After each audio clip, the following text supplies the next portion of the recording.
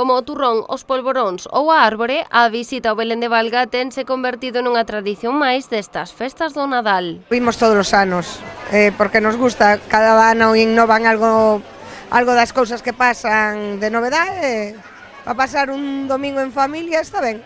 Como xa fai tempo nos gustou, pois se repetimos. Es la primera vez que vengo y me encantó porque es muy grande y está muy chulo y es muy artesanal. Venimos de Vigo por dar una vuelta, pero está muy... La espera valió la pena.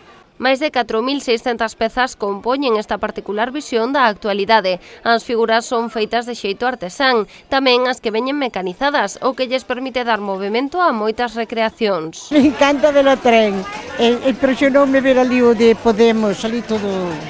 De momento no que vin estas figuras que se moven motos, animales de pequeniños, incluso ali atrás que se moven a eso, pois tamén, está moi ben. Política, cultura e tradición van da man neste conxunto que ocupa apenas 400 metros cadrados de espazo na súa ubicación na parroquia valguesa de Campaña. Nel convivirán dende Abel Caballero, Marta Ortega e a raíña Leticia ata Freddie Mercury. Un recordo a Montserrat Caballé, temos unha boda que non tiñamos a taberna.